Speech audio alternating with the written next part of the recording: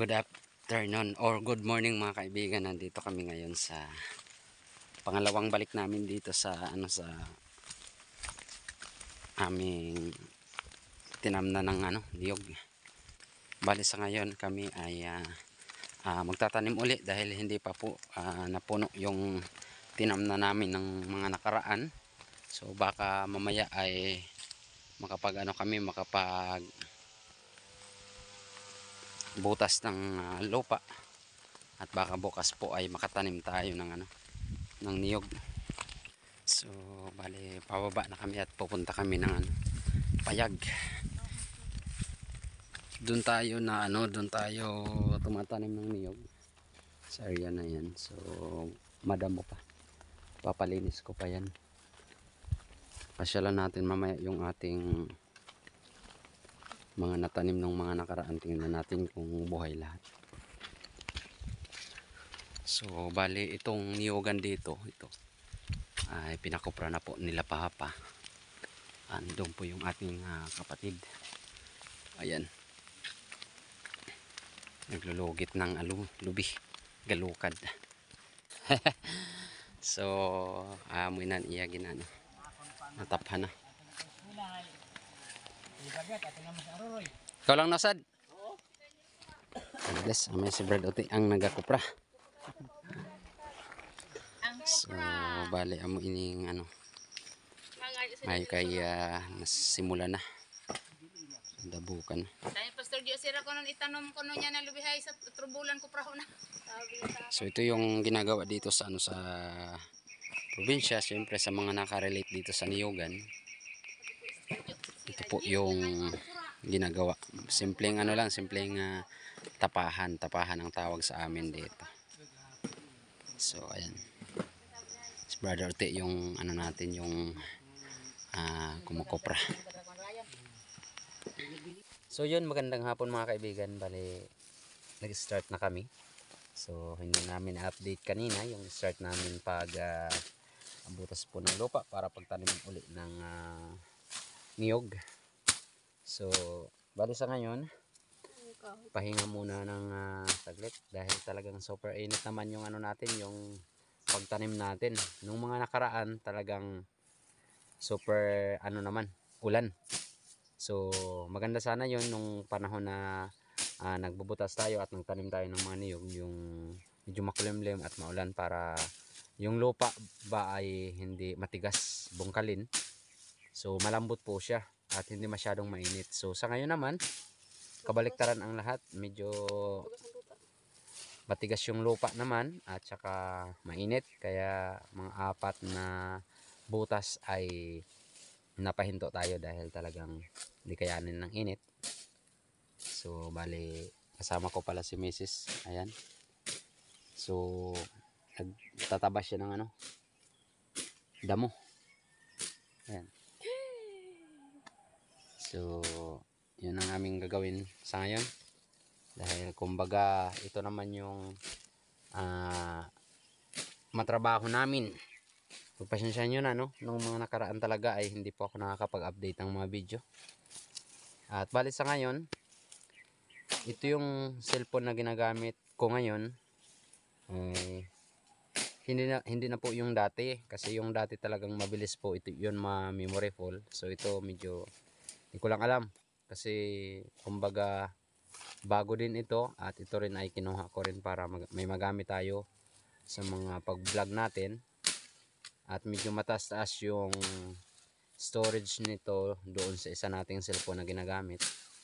Dahil hanggang 9 minutes wala na yun. Kumbaga memory full na, full storage na po siya. So ito hindi ko alam kung hanggang ilang minuto po ang kaya niya. Pero I try na subukan natin, at para lang sa inyo, sa aking mga viewers, ay aming pong gagawin yung aming magagawa. So meron kami ditong Coke. Yan. Sprite. Ang laman ay Sprite. Pero original water to. Galing sa bukal. Wala po tong daya. Hindi po ito dumaan ng filter. Ito po ay galing po talaga sa bukal dahil dito sa bukid ay talagang napaka fresh ng tubig. Kahit di mo na ilagay sa ref para lumamig, talagang ito ay mga malamig na yung tubig dito. Wala tayong baso.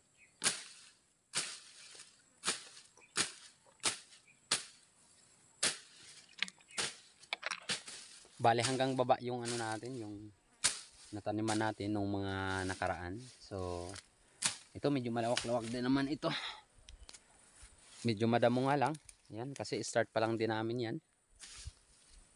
Pero makapagtapos ako ng ano ng pagtabas dito, ay ipapatabas ko po ito lahat para malinis po tingnan. At tataniman po natin ng saging. Dahil habang wala pa yung produkto ng niyog, dahil ang niyog talaga umaabot yan ng 6 years. Matagal pa. So kumbaga, lagyan natin sa gitna ng puno ng saging para habang hindi pa napapakinabangan yung puno ng niyog ay mayroon tayong mapagkukunan na ng mga produkto, kasi yung saging madali lang po yang magbunga, madali lang po siya mapakinabangan. So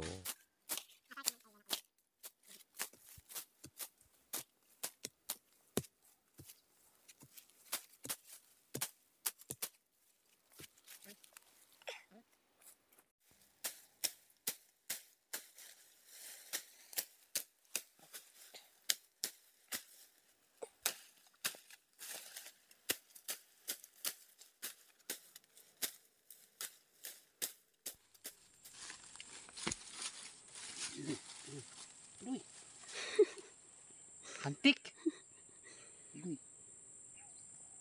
Matindi yung antik kumagat, yung kulay pula. Yung masakit kumagat. Yung mga antik na yan na kulay pula.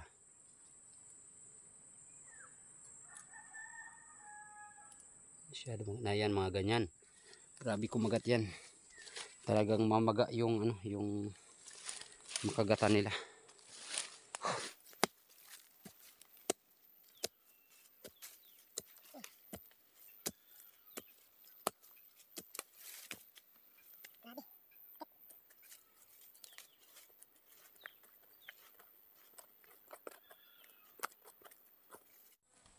Grabe init. Super init. Pwes kita nakapula ah. Ang lawak ng ano. Ngayon ko lang nalaman. Ang lawak ng taniman ng niyog. Nataniman na ng niyog, pero sa ano yun, sa kabila yun. Napakalawak. Super talaga init.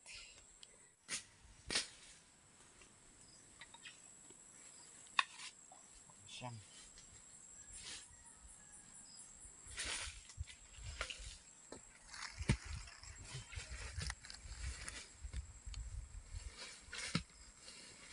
So yan mga kaibigan, kakatapos lang natin magbutas ng ano, lupa. So ready to tanim na po yan bukas. So bukas na lang tayo kasi tika po na tayo sa oras. So bukas ang umaga ating taniman ng niyog. So bali tingnan muna natin yung nasa baba natin ng mga nakaraan. So bisitahin natin. Let's go.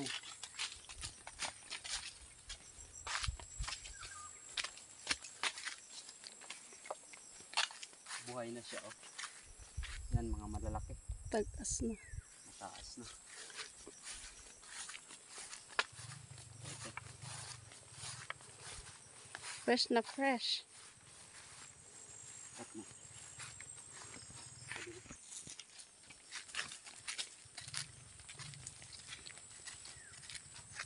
Mabuhay na yun. Uwe pa siya asbot no.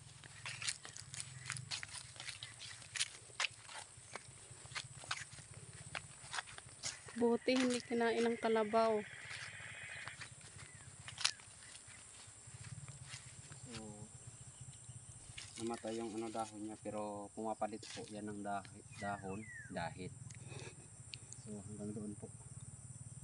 So okay naman siya. Tsaka buhay naman lahat. So update na lang. So bali yun lang muna mga kaibigan, at bukas na tayo magtatanim doon sa itaas. Konti lang naman. Okay? Ate, ano asbot mo? Ang iba. Grabe init. Super init. So medyo makulimlim na siya. Palubog na yung araw, natabunan na ng ulap. So tired tayo ngayon. Mapatay yun sa deho. Depende, mapalit inasandahan.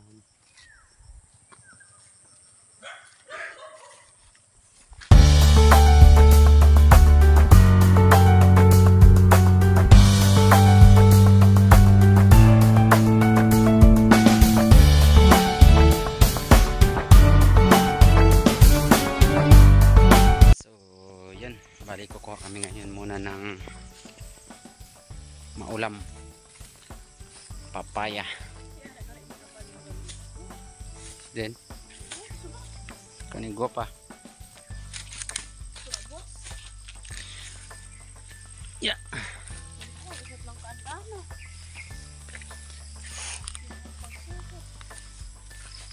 ito pa yung niyugan, so maliit pa.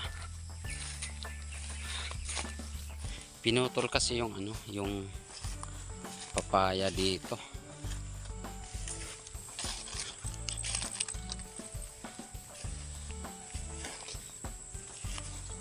Mayroon pa. Damo. Damo manggaling bunga. Damo. Naglawig naman sa karabaw sa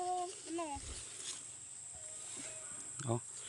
Malalaki. Sa iba nito binibenta. Dito sa amin di na. Andyan nasira na yung iba. So ayan. Okay na. papayas. Ito lang yung kinuha namin pero talagang marami pa. Sayang. So let's go. Ito yung ulam natin sa ngayong gabi. Gata.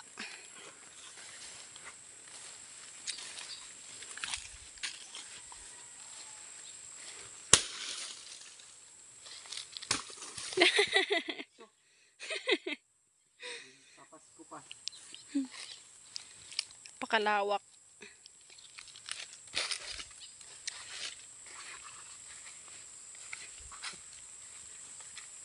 Maganda tingnan pag malinis ang ilalim ng niyog.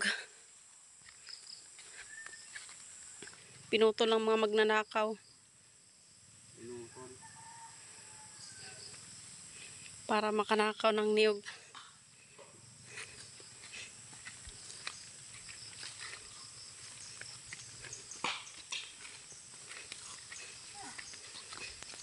Ito yung karabaw ni Papang.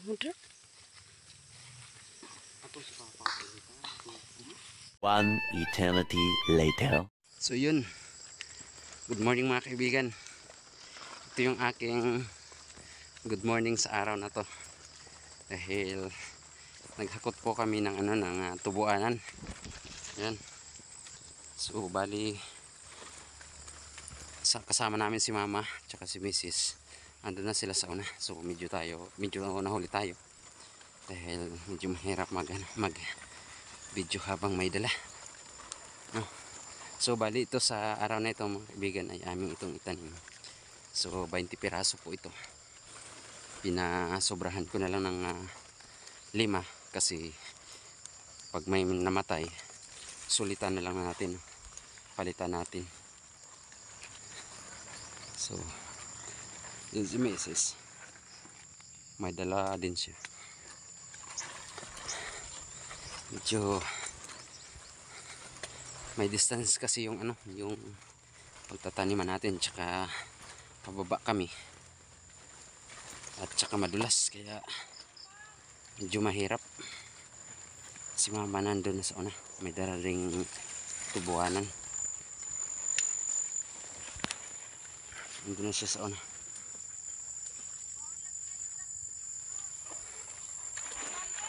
Medyo madulas, tandahan lang tayo. Yan si Mrs. May dala siyang 4 na niyog.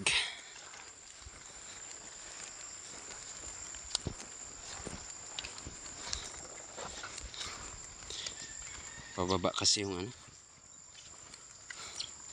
galing kami sa taas, medyo madulas, maputik.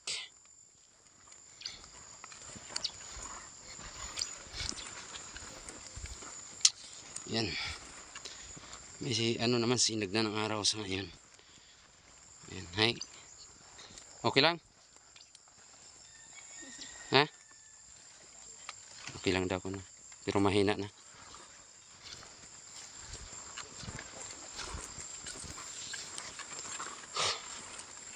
Aray.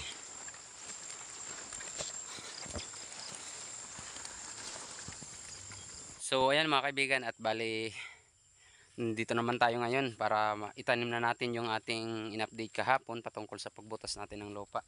So ito yung itatanim natin na niyog. Ayan. Binili na lang natin yun para hindi na tayo maghanap pa. Kinuha namin dun sa taas kanina. So kasama ko pa rin si Mrs. Yan. Anong gawin mo? Magtatanim lang niyog. Maganda, fresh na fresh. So magtatanim kami sa ngayon. Tara, samahan nyo kami. Magpapasimula na siyang itagtag muna yung yung niyog dito sa punta na. So bali pag balik natin uli, papatabas natin to, tsaka maglalagay tayo dyan ng kubo para pag pupunta tayo rito ay mayroon tayong matutuluyan. So dito muna yung yung taniman natin dito. Isang kamay lang yung natin. Lagyan natin ng bato.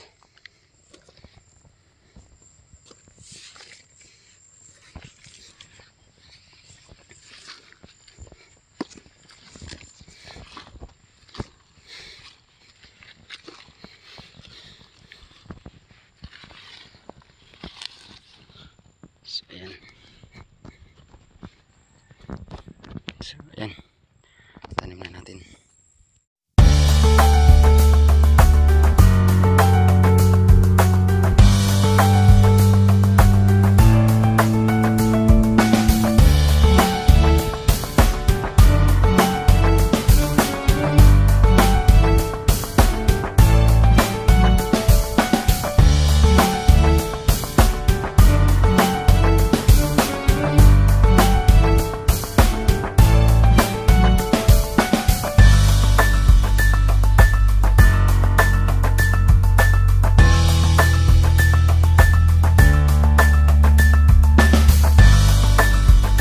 Kaibigan, medyo napaaga ang ating pawis. So bali nagtabas-tabas muna ako dito. Napakalinis siya tingnan at napakaganda kapag matabas po. Talagang hindi naman mahirap tabasin yung yung damo dahil siya, malambot lang din naman. So bali nandun si Mrs. man tinabunan niya yung puno ng niyog. Medyo mainit lang kaya madalas tayong napapahinto. Yan. Nakasaklay na yung niya, yung siko. Tapos na. Mahulat kita pira katuig? 6 years, capture na. Hintayin namin ng 6 years bago to mapakinabangan. Pero habang hindi pa talaga ito nagkakaroon ng produkto ay tatanim tayo dito ng saging para mabilis po grabe sa pinit. Mabilis mapakinabangan yung saging. Mga 1 year lang din pwede na yung saging. Hindi na ako sa pinit to. Sakit. Grabe init. Hindi pa kami nag-almusal. Wala pang almusal. Kapilang yung namin. Wala pang tanghali. Walang pang tanghalian kaya walang ulam. Kapilang yung namin, almusal namin. Kaya medyo maano na sa sikmura. Uli na ka to. Mauli na daw kami. At sa payag. Pero gagawa tayo dito ng ng kubo para hindi na kami uwi doon sa sa kila mama. Dito na lang kami. Pero hindi naman sabihin na dito kami i-stay. para pagpunta lang namin dito meron kaming matutuluyan at di na kami aakyat sa taas, kasi doon kami sa taas sa may church natulog. Pero kung meron kami ditong maliit lang na kubo na aming lang pagtuluyan kung tuwing kami pupunta dito, kasi may distance itong lugar na to at kailangan mong pagpunta rito ay sadyain mo talaga. Pag may mga panahon lang talaga na medyo bakante ako, pero wala naman akong bakanting araw, at naman ang araw may trabaho lagi. So alam nyo naman, pag nandun ako sa amin, yung trabaho ko ay mag-deliver ng tinapay, at kung hindi mag-deliver ng tinapay ay pag may time na naman uli sa gabi ay nanghuli po kami ng isda. So pumupunta kami ng laot. So yun ang aking madalas na rin ginagawa. At pag tapos naman sa pag medyo nasawa naman ng konti doon sa dagat, pupunta naman kami dito sa Niyugan. So kumbaga rotation lang din yung aming takbo. Ito na lang yung aming libangan ni Mrs. pag kami napunta sa lugar na to. So ginagawa namin dito ay magtanim ng niyog para pagdating ng panahon meron tayong pakinabangan. Pag may tinanim, may aanihin. Pag walang itinanim, walang aanihin. So hindi naman pili tayong manghingi, wala naman sa ating nagbibigay kapag lagi-lagi maghingi. So kailangan din naman natin magtanim. Baka dumating ang araw, sila na yung hihingi naman sa atin. Kailan pa kaya? So yan, at pupunta muna kami ng kubo, no? Pagpasensya nyo na medyo barok yung Tagalog natin dahil adi kami sugad sa masbati, no? Sa mga masbati nyo dyan. So time na. hindi pa tayo nagkikita sa mga kapwa kong mga vlogger. Wala pa akong nakita na mate na usad. Si Kaalden Vlog lang namang aking madalas na nakikita. So yan, punta muna kami sa payag. A few moments later.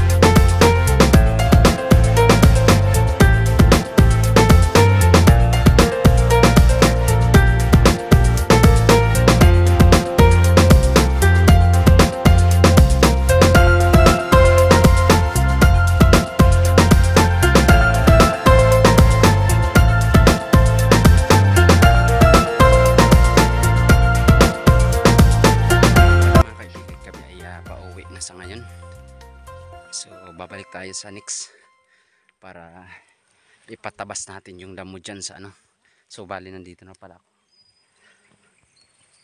paakyat na kami, pauwi na. So kukuha muna kami ng saging kung meron kaming madala pa uwi. So tara, samahan nyo ulit kami.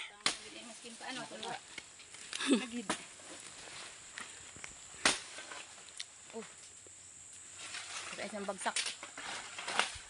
At harap man ang bagsak. Tugid sa kanal.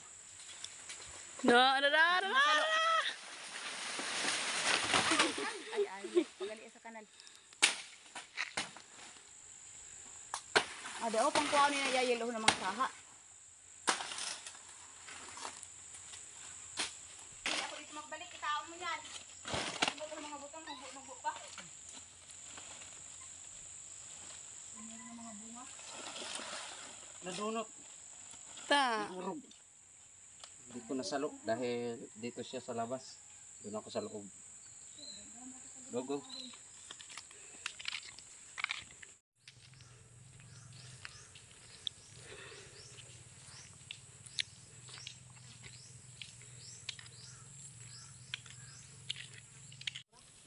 Kadako. Amoy bunga sa tag-init. Kasi dako sa ano, Tinuran. tutoy. Gamay na lang, amo na lang inimbilin.